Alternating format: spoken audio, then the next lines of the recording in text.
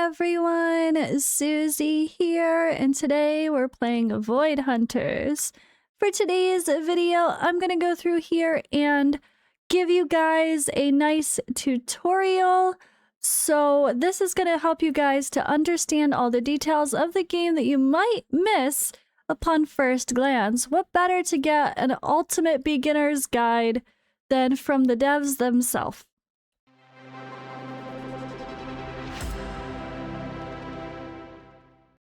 Yes, official beginner's guide, I'm going to call this, because it's literally what it is. It's pointing out so much important information that you should know before you even open the game. So, because as of this moment, I'm waiting to open the game. It's not out yet. And I'm going to post this video first. But just a heads up, I will have this video out later talking about some important points to be mindful of your resources. So if you notice these videos before you even started playing, I definitely suggest, well, you're watching this one, but maybe you watch this one as well before you get started, because even within your first hour, you can start being pretty wasteful with resources, and there's some important things to point out about who to build and how to level things up wisely. So this tutorial, this was actually posted in the Discord. So let me click over there. So this Discord, we had an announcement last night. Welcome to Anon. So this actually gives this link here to the external tutorial. And there's a little blurb here about the game, about the behind the scenes of the story, and then what to expect here. So let me just read this quick, giant wall of text that I read so you don't have to. All right, there's less than 1 day left for open alpha. If you haven't registered yet, make sure you head to alpha registration. You do need to be in Discord to register and play. It is Discord required 100% to even get any access, because that's how you log into the game. All right. While you count seconds till the release, take this opportunity to invite you into the world of Void Hunters, which you'll soon start exploring. For thousands of years, the world of Anon has been slowly consumed by the void. No one remembers how it began, nor what came before, if anything at all. The void consumes everything it touches, twisting living beings into grotesque echoes of what they used to be before they eventually crumble into dust and become part of it. There's no cure, no salvation, only resistance.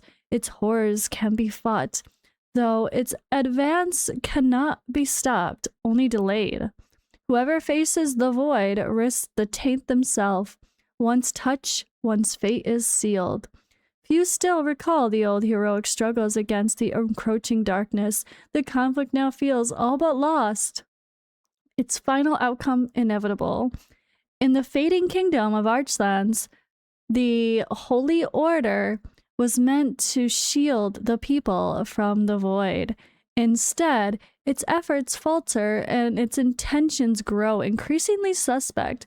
Yet, not all have surrendered. There are those who choose to face the darkness of their own will, at times for coin, but often for much more. Vast regions of the world, long surrendered to the void, conceal secrets long forgotten, artifacts, lost riches, waiting for those bold or desperate enough to claim them. These are known as Void Hunters. Far from the Order's reach lies Holdfast, a remote town that has long served as a safe haven for hunters. A mysterious stone relic standing in its courtyard is said to once have possessed the power to summon hunters across great distances, although many doubt if the legends are true. Now underway back to Holdfast after long journeys across the fringes of Archlands, seasoned hunters Leo, Nadia, and Bormar uncover an ancient artifact which appears to bear some relation to a stone relic of Holdfast. This sets into motion a chain of irreversible events. Will their discovery hasten the world's fall into the void? Or will the towering pillar of light that accompanies the artifact become a beacon of hope in a dying world? We kindly invite you to explore Anon in 5 campaign locations, 4 hunting grounds, and 13 challenges in the upcoming open alpha game version. We'd also love to receive feedback from you, which will help us make the game better. Please remember that at this stage of development, many elements of the game are not polished or even finished. You may encounter bugs and crashes, and crucial features are not yet implemented yet, especially guilds. As the game also misses tutorials, please have a look at the external tutorial. Have a wonderful time playing. And so, who will get Ygraine first? Oh, Ygraven, sorry. Ygraine. Who will get Ygraine first? Hey, I said it correctly this time. Okay, guys, so that was a big intro, but that's why I put chapters as well. I love the intro, though. Wasn't it nice? I love that. Okay, but now tutorials. Let's continue with our beginner's guide. The hub screen. All right, let's zoom out a tiny bit so we make sure we're not missing anything. So there's this place to go shopping. Everybody needs that from time to time. The NPCs sometimes show up here. Talk to them when they do. Explore the world and other game modes when unlocked. This is patrols, PvP arena, challenges in the world map. There's a summoning portal to summon new hunters, in which there are 40 hunters available in the game at this point. There are various quests, and then the hunter roster screen to power up your hunters. You also see that there's like a tutorial button and a survey button. Maybe that links to these things here. All right, the world map, right? Okay. Can I zoom in a tiny bit, but not completely? Maybe. There, good enough. Yeah, good enough. Okay, the world map. So campaign has 5 locations like this. Okay. So this is what's confusing to me, is that it kind of looks like, oh, these simple ones are campaign. The one with the big stars are the different hunts, and they all have like different levels depending on what star you've completed, or you get a star when you complete a hunt.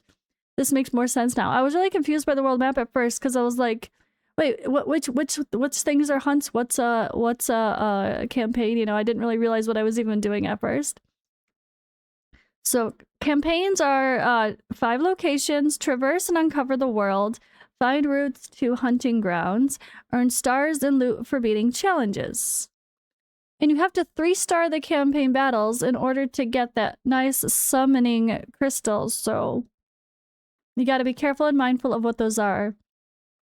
All right, hunting grounds are 4 areas. They're for powerful void bosses. Explore endless perilous domains, master areas to gain access to better loot, collect trophies to power up your hunters even more. So you can see there's a different resource up here. So I think the green crystal is your like energy to do hunts. And each hunt will require different amounts of energy. These crystals, I think, we'll see it. They explain that better. The diamonds are, there's a shop for those. And then, of course, gold for leveling stuff up, I think it was. All right, so campaign. All right. You could see non-linear gameplay, explore various paths leading to enemies, treasures, and pulls. So you can pick which thing you want to go to first. You could go straight to a boss, or you could go grab a reward, or, you know, and then you might go to a boss and then realize you forgot a whole line to go do. But I kind of like that.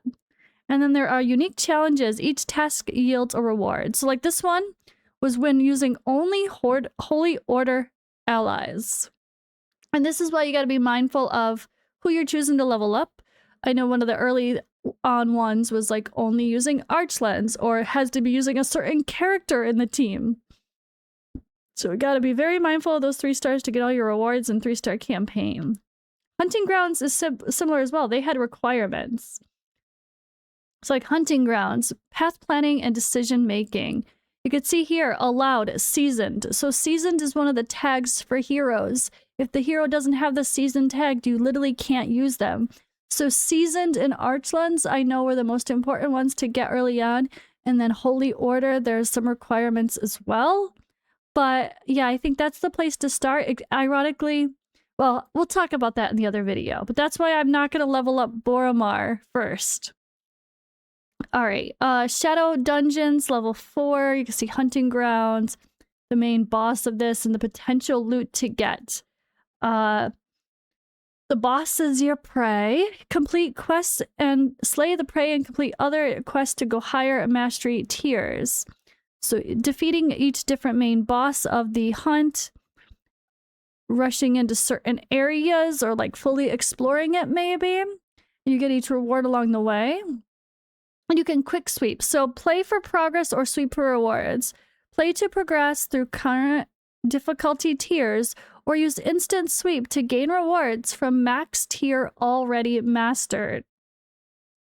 So I am thinking that I might try my best to do videos on all my hunts because that's the core content, and you guys, in case something I do helps you guys out, and I'll link and I'll have chapters for every part of the hunt I do.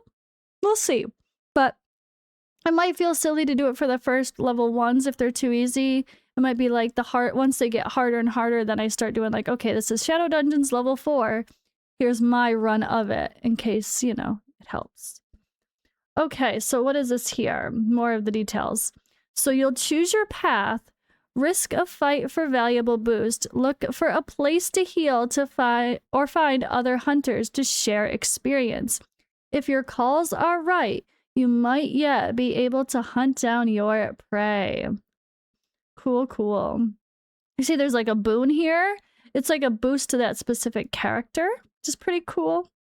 There are rests, so rest to fully heal or revive a character or remove a curse. You may find events that can change your rest meter along the way. The places you find may require some more non-obvious calls. For each choice, the possible outcome is presented in the panel on the right. So, take a glance or study. Study reveals all unknown encounters 6 steps ahead, so you can know which path to take. And then your void menace increases by 2. We'll see if they mention that here. All right, combat. Standard combat and void influence. The crosshair marks your current target. Tap the enemy to mark the target. Some characters can access sacred skill or shared skills, giving them even more tactical options. Oh, this here, interesting. Look especially at Carnival, Holy Order, and Crucible characters.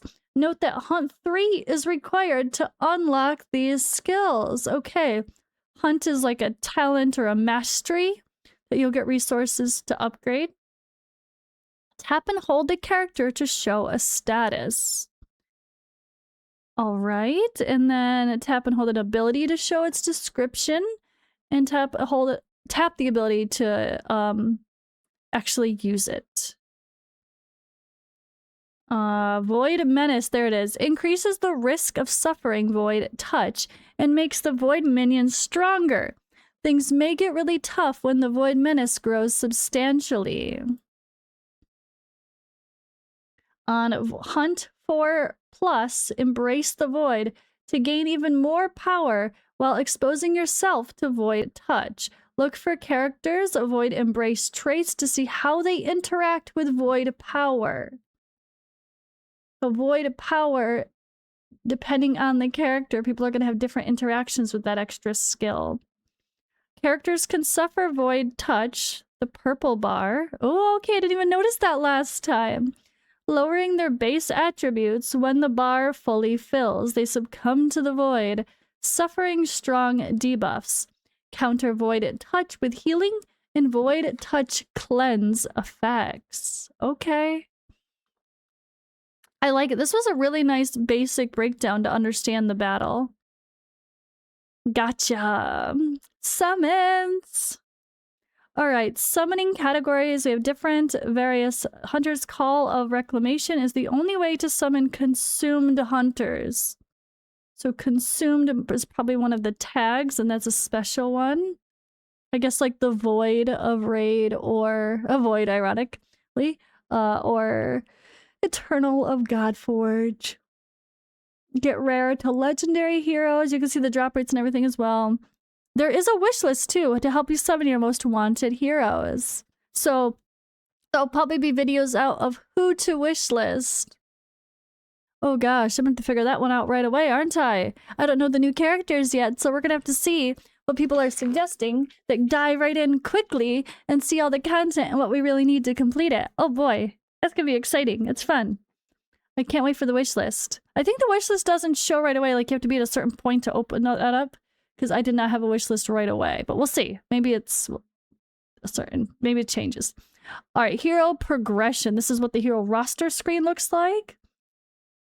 So the hero, level up the hero and see their overviews. That's like this level up and upgrade. Hunt is, you collect trophies to increase the hunt level. Increase attributes, increase skill caps. Level cap and skill cap unlock new skills, which include common skills mostly at Hunt 3. So the hunt I do mention in my video coming up as well. Skills as well. Unlock and level up skills. Be mindful of using those resources. Same thing with awakening. Awaken hunters with tokens of their comrades. Summon duplicate hunters to get them and to further boost their attributes. So there's some different types of stars that come along with this. There's like red stars that you need duplicates of the characters for. And the gold stars can be a universal currency. Gear, equip and enhance, obtain gear is one of the tabs that's here as well. Of course, just as you'd expect. And then there's a relic tab, craft and equip powerful relics. This feature is unavailable at the moment. So that's probably more like our artifacts in Watcher of Realms or the weapons in Godforge, I would think. All right, missions, story and world missions. So quest categories. Check various quest categories, especially missions for progression and hunters for some unique additions to your collections. This is unavailable via the summoning. What does that mean? The summon one? Does the summon ones don't work? I don't know. All right, complete quest lines, various quest lines, blah, blah, blah. So yeah, this is, you can see there's like duties, missions, a hunter. This is maybe in like an index to see all the different hunters. So, but missions specifically owning 12 hunters, mastering the tiers. So this chain of masteries, missions looks a lot like King Arthur Legends Rise if you played that. You have to get one thing before you can go on and get the other rewards. There's some really nice rewards along the way. There's like your progress missions in any game. Always important to follow those because they kind of lead you to upgrading your account and getting usually pretty big rewards. So that'll be my focus for sure. Challenges. So I'm really excited for challenges because I did not open this by the time I played the closed alpha. So, and these sounded really cool and clever. So you'll face challenges every day. Comes with a new challenge to master. There are a total of 13 challenges in the closed alpha across several types. But now there's more, right? What did that thing say? Oh, 13 challenges in the open alpha. That's a typo. Okay, 13 challenges in the open alpha. So it looks like we have like Sanctity Consumed. Dare to face the host. It's a ranked challenge. That means you'll go against other people as well. Tainted and Consumed hunters only. Oh my gosh. So you're really, it's so funny because there's always going to be needs for a specific tag. Like bonuses for seasoned hunters. Bonuses for archlands. Light and gold. This is a standard challenge, ranked challenge. So it looks like there might be multiple going on at once. The event starts in X amount of days. Okay, so you only focus one, like a certain amount at a time. This is interesting because team building puzzle, like this would start first because it can be anybody. And then you're going to go into your use seasoned heroes for one of the first challenges maybe, which would make complete sense because the seasoned characters are like the ones you start with. They're, yeah, the ones you start with. And they're like, and they're pretty damn good and they're fun. And they're needed for other content as well, like the hunt. They can only use seasoned characters. And then this one is bonuses for Archlands hunters. And again, Archlands is one of the core ones. I think this is still going to be the answer of which ones to start with. All right, so standard challenges let you progress through stages of increasing difficulty. Collect rewards based on your best results. 1, 2, 3. Okay. That's cool. So even if you can't get to the highest stage possible, you can still get other awards along the way, like a mini tower or something. Feat challenge. Tests you with some unusual feats to complete and increasing difficulties. Earn stars by completing them to get the highest possible rewarded chest. So the feat, oh, so that's really cool too. Okay, so you could like do the battle without, just win the battle and get 1 star. But you can get up to 4 stars, like this example, when using Holy Order allies only. Gain buff 30 times. And defeat 3 enemies with, oh, Igravane. Okay, that I don't know if I like. But to be fair, this game only has 40 characters in the whole game. So the idea of needing to have a specific legendary hero to complete content is maybe not super unobtainable. Maybe everybody will be able to get that character in a reasonable amount of time. I don't know though. I don't like the idea of having must have one specific legendary hero to complete a challenge. Unless it's a hero we unlock for free. Do we get Igravane? If we get him as part of a reward for completing something, or for like a 7-day login or something like that, then okay. But if he has to be summoned only, I don't like that idea of one character being needed to get max rewards. People won't like content being gated behind a summon requirement, which means a spending requirement. So I don't know about that. We'll see, guys, but I'm just being honest as we go along. All feats, you get special awards. Yeah, all feats, but then if you don't own the one character, you're missing 1 star in the entire thing. You're screwed to get the special end reward. I don't know. Yeah, I don't know. We'll see if it's less strict than I expect.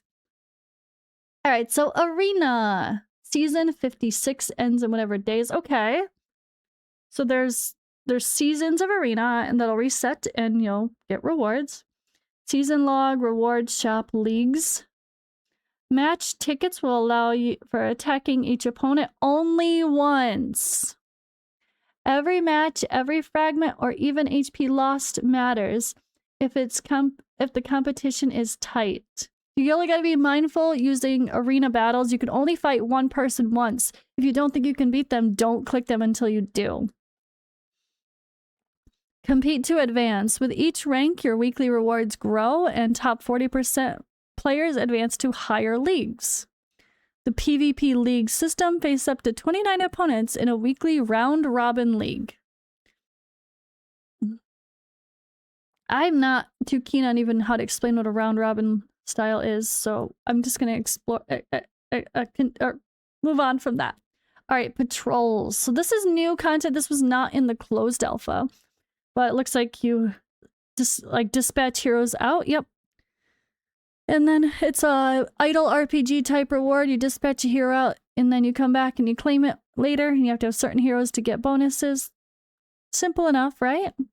Dispatch your heroes throughout mastering hunting grounds for regular additional loot.